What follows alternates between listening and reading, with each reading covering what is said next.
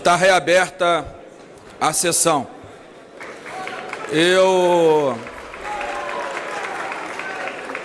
Quero pedir ao deputado Paulo Pimenta que faça exatamente o que acabou de fazer.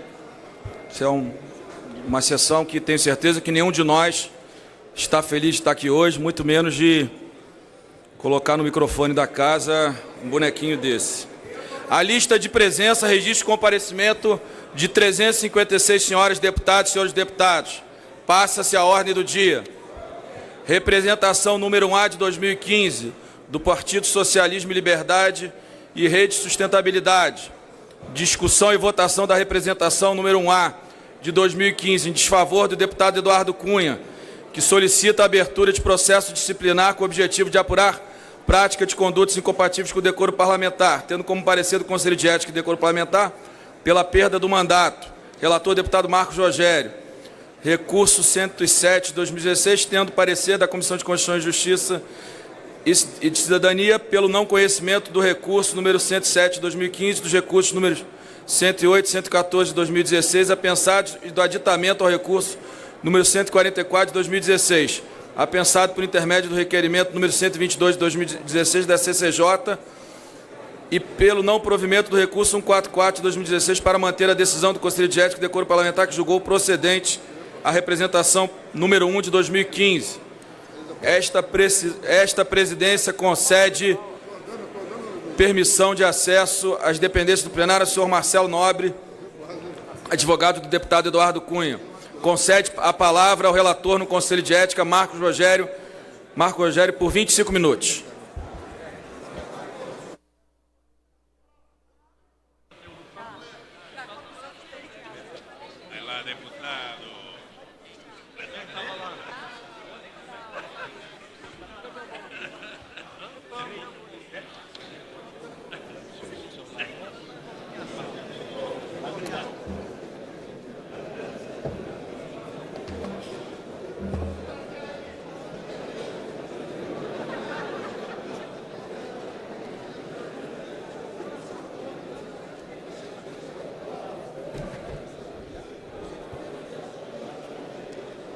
Senhor presidente, nobre deputado Rodrigo Maia, senhoras e senhores parlamentares, depois de quase um ano, o processo disciplinar em desfavor do deputado Eduardo Cunha finalmente chega para o exame do plenário da Câmara dos Deputados. Nesse período, ao contrário do que é alegado pelos advogados do parlamentar, todas as oportunidades ao exercício do contraditório e da ampla defesa foram devidamente concedidas. Ao final, restou demonstrado, sem qualquer sombra de dúvida, ter o representado agido de forma gravemente contrária à ética e ao decoro parlamentar. Ficou cabalmente comprovado, no curso do processo, que o deputado Eduardo Cunha tem, sim, conta, patrimônio e bens no exterior. Ficou demonstrado de forma cristalina que os trustes criados pelo representado, na verdade, não passam de empresas de papel, de laranjas de luxo, de meros instrumentos criados para dissimular a evasão de divisas, a lavagem de dinheiro e o recebimento de propina. Os documentos trazidos ao processo, produzidos pelo Banco Suíço e pelo próprio advogado suíço contratado pelo representado, são incontestáveis.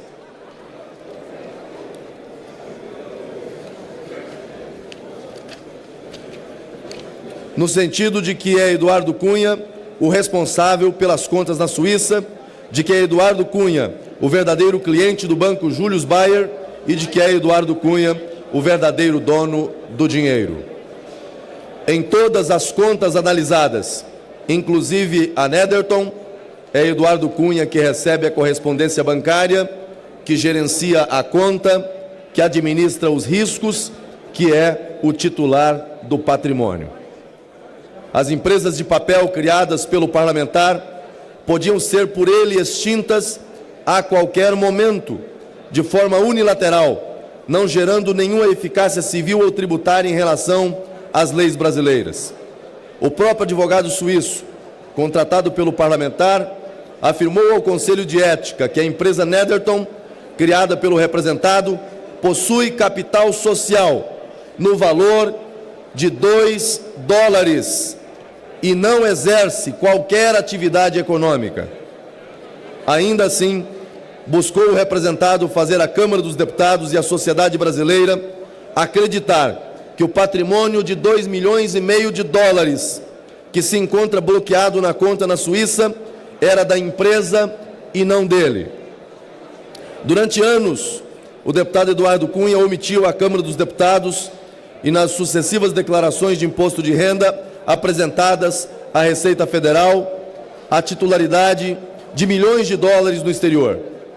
Mas, quando prestou o depoimento à Comissão Parlamentar de Inquérito da Petrobras, em 12 de março de 2015, ocasião em que afirmou nunca ter tido contas fora do Brasil, o representado havia acabado de retornar de Paris, viagem na qual ele, a esposa e a filha gastaram com cartões de créditos vinculados às contas na Suíça o valor superior a $46 mil em hotéis, lojas e restaurantes de luxo.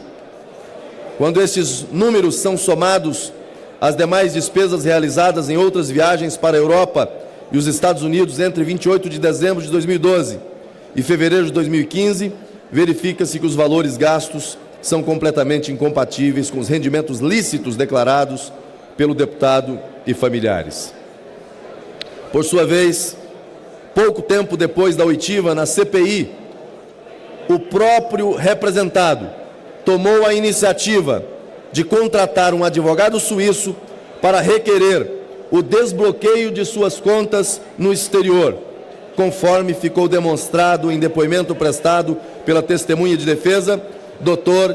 Didier Montmollin. A situação é gravíssima. Não se trata de um mero equívoco do parlamentar no tocante à legislação tributária e penal pertinentes.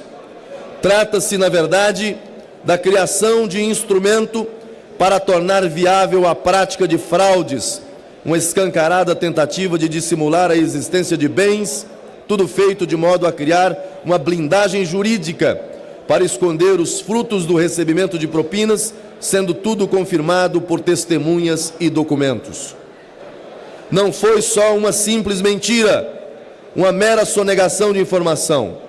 A mentira tinha propósito específico, destinava-se a camuflar, a ocultar a existência de contas que revelariam a prática de crimes, tais como evasão de divisas, sonegação fiscal, concussão e, para o Código de Ética, o recebimento de vantagens indevidas. Mas o depoimento voluntário do deputado Eduardo Cunha perante a CPI da Petrobras também teve como propósito criar um palco para atacar e trazer descrédito à Operação Lava Jato. Os fatos concretos e a robustez das provas assentam uma tentativa de mascarar a existência de contas no exterior e a movimentação criminosa de valores nas tais, conforme diversos extratos juntados ao processo. Aliás, o próprio advogado suíço, contratado pelo representado, como já reiterado, afirmou que as contas são de titularidade de Eduardo Cunha e que o patrimônio é dele. Tem Eduardo Cunha conta no exterior? A resposta é sim. No caso concreto, uma simulação, uma empresa de papel, um laranja sofisticado chamado trust. E quem é o trustee? No caso analisado, o próprio Eduardo Cunha. Ou seja, Eduardo Cunha era o instituidor, o administrador e o beneficiário dos trusts analisados. Não aparecem nos trustees o terceiro administrador. Eduardo Cunha era tudo, contratante e contratado. Era ele que tinha o controle total da abertura ao fechamento das contas. Inclusive, era ele quem autorizava investimentos de risco. A legislação é claríssima no sentido da obrigatoriedade de declaração à Receita Federal e ao Banco Central não apenas da propriedade de bens e valores no exterior, mas de qualquer direito sobre eles. É completamente descabida a tese sustentada pela defesa, segundo a qual não havia obrigatoriedade de declaração de bens e valores ao Banco Central do Brasil e à Receita Federal, porque, na verdade, o deputado Eduardo Cunha era um mero usufrutuário em vida dos bens de um trust. Não é adequado premiar a esperteza em detrimento da verdade, ainda mais em um processo no qual se apura a conduta ética do parlamentar. O dinheiro tem dono e expõe a conta ao seu verdadeiro dono, e isso é fato inconteste.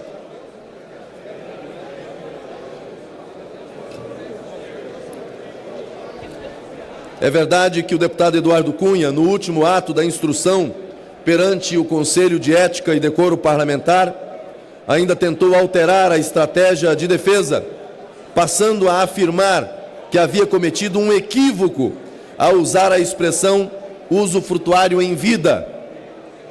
No mesmo ato, contudo, o representado negou-se a responder sobre a sua própria situação jurídica e posição econômica, ao constar, ao mesmo tempo, como instituidor e beneficiário de trustes, que, além de tudo, podem ser por ele revogados a qualquer momento ao seu puro arbítrio. Certo é que, como contribuinte brasileiro e residente no Brasil, o deputado Eduardo Cunha sempre teve que se relacionar com as instituições nacionais de acordo com as leis brasileiras, sendo uma descabida falácia o argumento de que a criação de um trust altera a sua situação jurídica no Brasil, tornando-o imune às leis nacionais e às regras do fisco e do Banco Central. Nas contas analisadas, há documentos que identificam o cliente como cópia do passaporte do representado. E observem, senhoras e senhores parlamentares, a senha e a contrassenha são por ele escolhidas.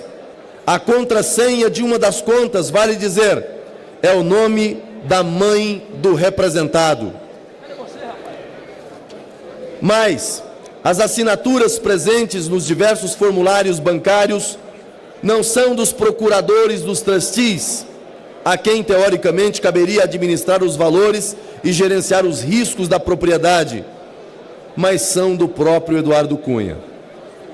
Na relação de documentos, tem pedido dele para que as correspondências bancárias sejam enviadas a uma caixa postal em Nova York, sob o argumento de que os serviços postais brasileiros não eram confiáveis. Reparem, vossas excelências, que embora teoricamente coubesse aos trustees localizados na Escócia e em Singapura administrar a conta, a correspondência era enviada para os Estados Unidos a pedido de Eduardo Cunha, sob a alegação de que os correios eram ruins no Brasil. Quando analisa o perfil do cliente, o banco suíço examina o perfil de Eduardo Cunha e não o perfil das empresas de papel por ele criadas. O banco afirma que o patrimônio é do representado e que é ele que possui o controle da conta. O banco suíço também afirma que a finalidade da conta aberta em nome de Cláudia Cruz é para que ele possa gastar com cartões de crédito. De certo modo, senhoras e senhores parlamentares, a esposa do parlamentar também foi usada como laranja. O Ministério Público Suíço, por sua vez, também informa que as contas bancárias são do deputado Eduardo Cunha, não sendo possível acreditar que aquele órgão simplesmente quisesse persegui-lo politicamente. No processo disciplinar, há também extratos bancários que comprovam a transferência de vultosa soma de recursos de João Augusto Rezende Henriques para a conta do deputado Eduardo Cunha na Suíça, no valor total de 1.311.000 francos suíços.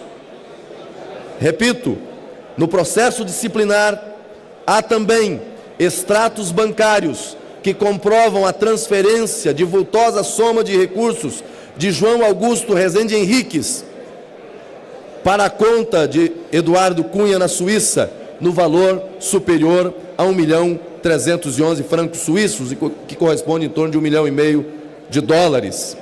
A origem desse dinheiro, segundo denúncia recebida de forma unânime pelo Supremo Tribunal Federal, é o recebimento de propina decorrente da compra pela Petrobras de campo de petróleo em Benim, na África. Ricardo Pernambuco e Ricardo Pernambuco Júnior, ademais, detalharam documentalmente a transferência de 13 milhões de dólares para Eduardo Cunha em contas do exterior, a fim de conseguir a liberação de recursos da Caixa Econômica Federal para a execução de obras voltadas à revitalização da região portuária do Rio de Janeiro. Estes depoimentos são confirmados pelas mensagens encontradas no celular de Léo Pinheiro, as quais foram trocadas com o representado, bem como por e-mails trocados entre Ricardo Pernambuco e Ricardo Pernambuco Júnior.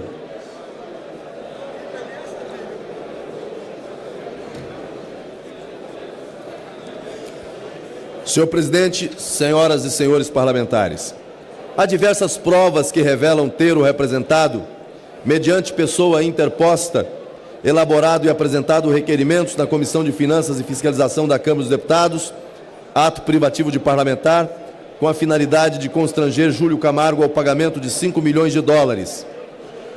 Todas estas provas convergem com depoimentos prestados por Fernando Soares, Alberto Youssef, Júlio Camargo e Leonardo Meirelles. Igualmente, tais depoimentos são confirmados por auditoria realizada no sistema informatizado da Câmara dos Deputados.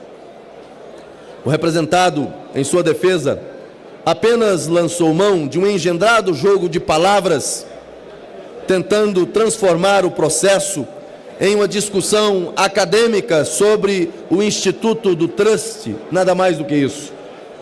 Não conseguiu, além de o representado não ter afastado as dúvidas iniciais relacionadas à sua conduta, teve contra si robustas provas produzidas, provas inafastáveis. Restou cabalmente comprovado o uso de uma engenharia financeira destinada a dissimular, a camuflar e a mascarar a existência de contas e bens no exterior.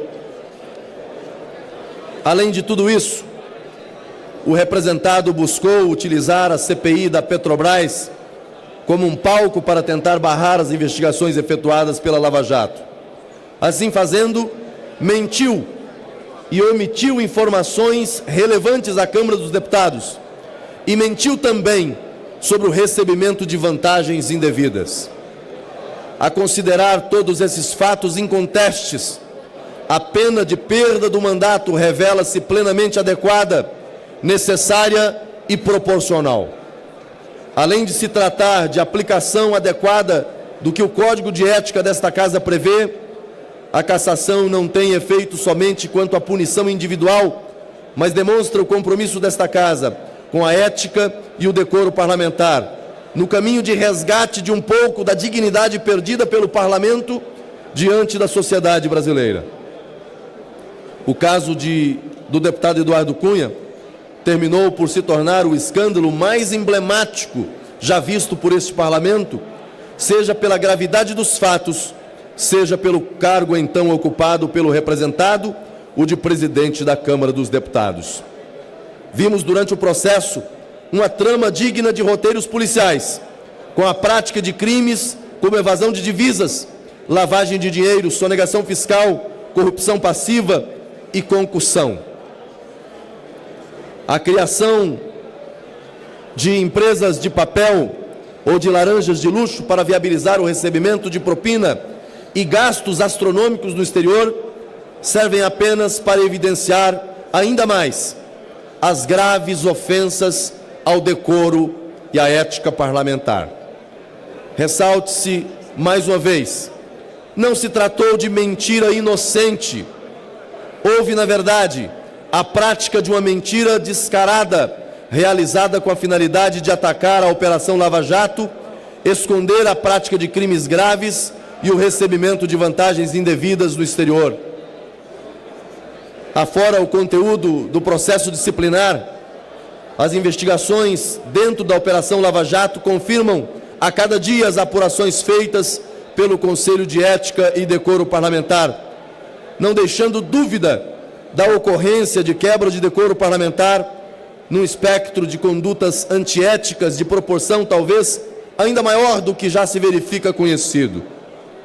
Senhor presidente, senhoras e senhores parlamentares, a par de tudo isto, meu voto é pela perda do mandato do representado, conforme o artigo 4º, inciso 5 do Código de Ética e Decoro Parlamentar. É o parecer, senhor presidente, que apresento ao plenário desta Casa, reiterando aquilo que julgou o Conselho de Ética e Decoro Parlamentar dessa Casa, Câmara dos Deputados. A Vossa Excelência, minha gratidão pelo espaço e aos nobres parlamentares pela atenção devida.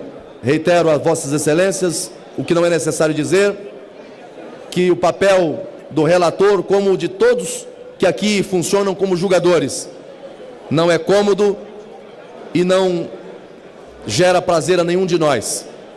Mas sobre os nossos ombros está uma grande responsabilidade da qual não podemos fugir. A todas as senhoras e senhores, muito obrigado.